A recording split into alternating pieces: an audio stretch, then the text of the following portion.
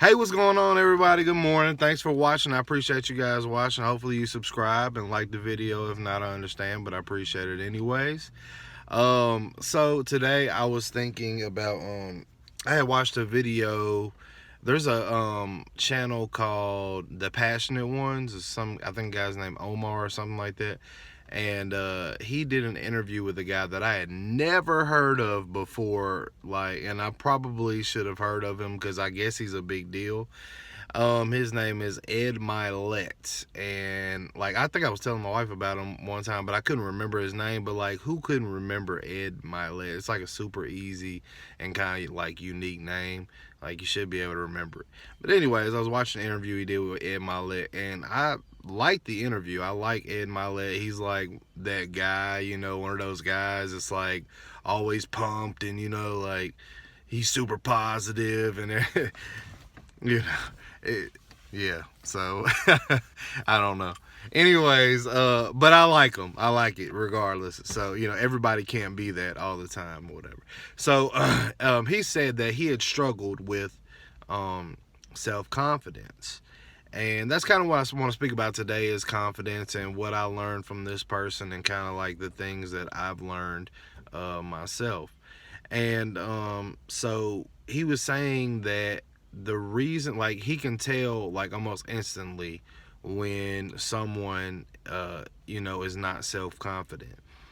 And one of the reasons why people aren't very self-confident is because they can't keep the promises that they've made to themselves. So because you can't keep the promises that you make to yourself, then you're not, you feel as if you're being hypocritical if you want to, walk with your head held high and, you know what I mean, talk like you're somebody, right? Because it's you may feel, if you're a person, it's kind of not like a psychopath or something, I don't know, but somebody that's a regular person, if we don't, some people, if they don't have their hair cut, you know what I mean, they'll put their hat on and they kind of quiet or something like that. Or if they don't have on nice clothes going somewhere, they try their best to stand in the corner away from everything. They don't want to stand out, so they don't seem very confident.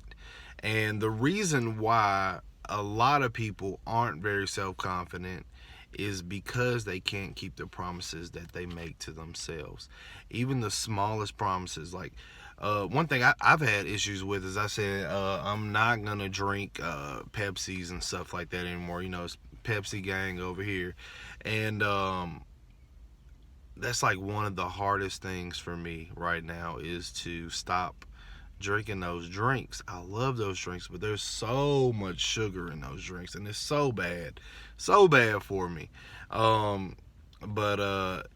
Yeah, so little things like that, if I committed to that, you know what I mean, and I stuck to it, then I believe I'll feel like the next thing that I do, I'll be able to do it too. So I'll have confidence in the fact that I will be able to complete and go through with every promise that I make to myself.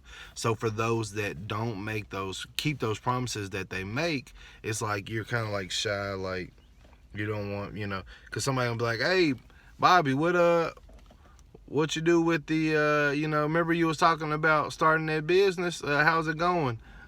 Yeah, well, I'm working on it, I'm trying to do, I got this and that, and then, 4 or 5 years later, they're still working on it and this, that, and that. That's because they haven't just went on ahead and kept that promise that they made to themselves and shared with others. And by like I've always said, by sharing those things the promises you make to yourself and the goals that you make for yourself, it also holds you more accountable when people ask you about it. And it's a double-edged sword, because if you ain't doing what you're supposed to be doing, they're gonna call you out, and you got to be ready for that. So I apologize for the sun too in the back, but it is what it is. Yeah, so you have to start keeping the promises that you make to yourself. Every small promise that you make, it just builds and builds and builds your confidence. And then so you walk around, it makes sense, right? So you walk around like, shit, I could do it. Like, my mama-in-law, she one of the most confident people I know. Boy, she thinks she can do any goddamn thing. You know what I mean? And hats off to her. She probably can. But she gonna let you know she can do everything. So, and so she's got self-confidence. You know what I mean? And so it's not a bad thing. It's a thin line between arrogance and self-confidence, but you have to, let's just try to err on the side of self-confidence. And if it comes off arrogance, some people ain't gonna like you anyway. It doesn't matter what you do or what you say or how you act. So that's the thing on that. So if you just go ahead and just, you know, put your everything into making small promises come to fruition, then you'll become more and more confident. And I believe that is very important in the world we live in, especially today. There's so many people hiding behind these little, you know, screens and stuff like that. And so they don't have the real world. On a computer, they would be super confident. But in the real world, you know, it's not like that. And we need to have a balance, right? I love the internet. I love YouTube. I love social media. I think it is amazing and entertaining, you know what I mean, and informational. But at the same time, we have to love real life. Okay?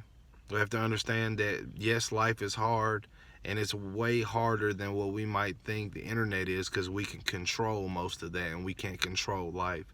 So we have to have a balance. You have to learn. You have to, you know, work the things. I was just watching the last Boruto episode. Anyway, shout out to the anime fans. And you know, the doctor or the scientist wanted to introduce a little ninja tool so they could, for my people that know Naruto, they could use different jutsus or whatever.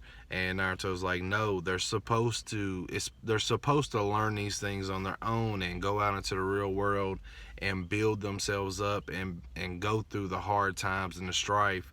But the guy's like, but this tool can eliminate all that. Well, you know, long story short, it eliminates character too. If you can just buy a cheap thing or whatever, or expensive thing, and it supplements your character and your personality, then it's not worth it, right? So living in the real world, it builds character. So let's try our best to try to be confident. That's number one thing. And we need to work on the goals that we set. So I appreciate you guys watching. Again, like I said, subscribe and like and share, and I'll talk to you tomorrow. Thanks.